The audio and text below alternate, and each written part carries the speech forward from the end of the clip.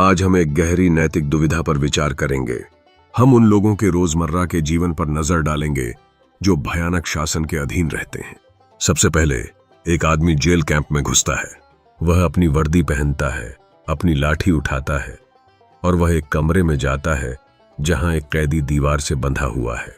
वह आदमी उस कैदी को 1 घंटा यातना देता है। आपको क्या लगता है कि वह आदमी सही है या गलत?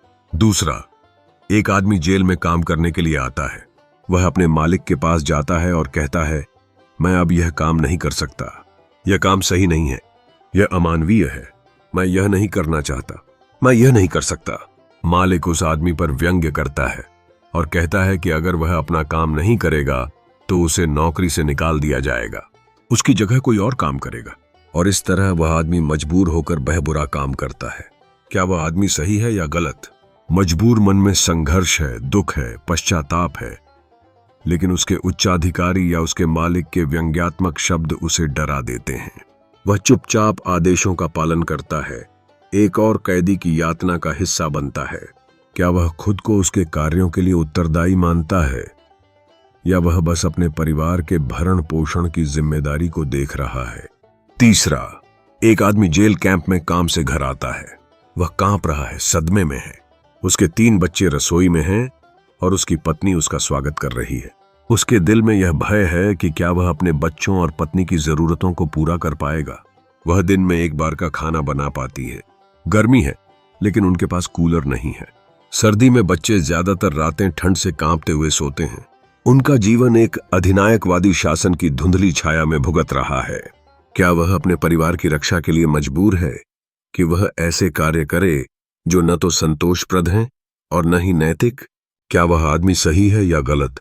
इन 3 परिदृश्यों में हमें कई प्रश्न किए जाते हैं। क्या अन्याय का पालन करना कभी सही है?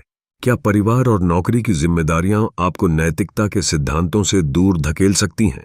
हम आमतौर पर दार्शनिकता के सिद्धांतों में उलझ जाते हैं जहां अच्छे और बुरे को परिभाषित किया जाता है, लेकिन असली दुनिया में स्थिति अक्सर बहुत जटिल होती है। कई लोग सोचते हैं कि परिवर्तन का आह्वान केवल भीतर से आ सकता है, लेकिन जब बाहर की शक्तियां आपकी आवाजें दबा रही हों तो फैसला करना कठिन होता है। यदि आप अमूर्त दुनिया में विचारों के भंवर में बहुत अधिक समय बिताते हैं तो आप भूल जाते हैं कि यह दुनिया वास्तव में कैसी है। और अधिकांश दार्शनिक अमूर्त विचारों में बहुत समय बिताते हैं। दार्शनिकों को ऐसी प्रणालियां और ऐसे नियम बनाना पसंद है जो सार्वभौमिक रूप से लागू हों और बिना किसी अपवाद के लागू हो। लेकिन अपवाद एक कमजोरी है। अपवाद ही यह दिखाते हैं कि वे नियम गलत है। यह दुनिया अपवादों और नियमों के उल्लंघन करने वाली परिस्थितियों से भरी हुई है।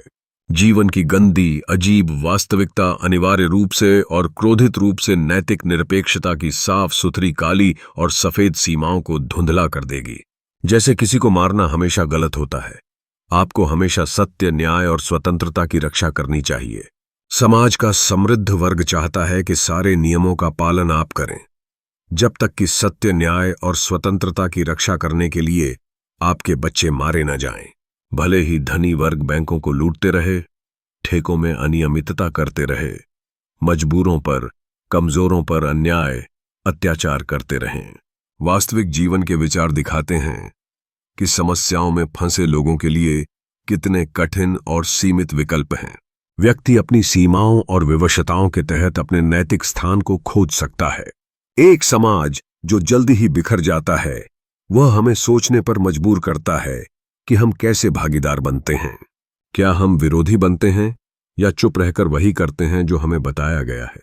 प्रत्येक व्यक्ति को जीवन की समस्याओं से निपटना पड़ता है, इसलिए अपने ही जीवन में उलझे लोगों को एक उलझन दिखाई देती है। वह समाज को बिखरता हुआ देखते हैं और फिर भी वे सोचते हैं, अच्छा मैं यहां क्या कर सकता हूं? लो कोई उनसे कहता है, तुम्हें पलायन करने की जरूरत है, अभी देश से बाहर निकल जाओ। लेकिन इतिहास उन लोगों का रिकॉर्ड है जो अपनी जगह छोड़ नहीं पाए। क्योंकि जब आप अपनी खुद की जटिलताओं में पूरी तरह से उलझ जाते हैं तो आप अपने जीवन से कैसे बाहर निकल सकते हैं? बहुत से व्यक्तियों को राज्य द्वारा गायब कर दिया जाता है और आप भी स्वतंत्र रूप से यूं ही नहीं जी सकते। फिर उनके बच्चे जो स्कूल में हैं उन्हें जीवन जीना है। उसके परिजन जो वृद्ध हैं, बीमार हैं, उनकी देखभाल की जरूरत है। उनके पास एक कैरियर है, जैसे वह एक बैंक में एक क्लर्क है, और भी बहुत कुछ है। यह जीवन की जटिलता है। हम इसी तरह अपना जीवन जीते हैं, और इसलिए यह सरल विचार कि जब आप चीजों को घटित होते देखते हैं तो आप बस अपने जीवन से बाहर निकल सकते हैं। पतन की वास्तविक जटिलता को समझने में कल्पना की विफलता है। नैतिक समस्याएं जिम्मेदारी के टकराव से उत्पन्न होती हैं। नैतिक प्रश्न कभी समाप्त नहीं होते। इन सवालों का उत्तर केवल सोचने से नहीं मिलता, बल्कि हमें इस विचार को गहराई से समझने की आवश्यकता है कि क्या हमें वास्तव में उचित निर्णय लेने के लिए तैयार हैं। सुपर हीरो की वेशभूषा में एक जिम्मेदारी मुक्त अकेला सतर्क व्यक्ति अपराध से लड़ने और हर समय कमजोर लोगों की रक्षा करने में सक्षम हो सकता है। लेकिन वास्तविक दुनिया में नायकों को स्कूल जाना पड़ता है। नायकों को अपने माता पिता की देखभाल करनी होती है। नायकों की भी जिम्मेदारियां और उत्तरदायित्व होते हैं, और वे अपनी जान को इतनी आसानी से जोखिम में नहीं डाल सकते।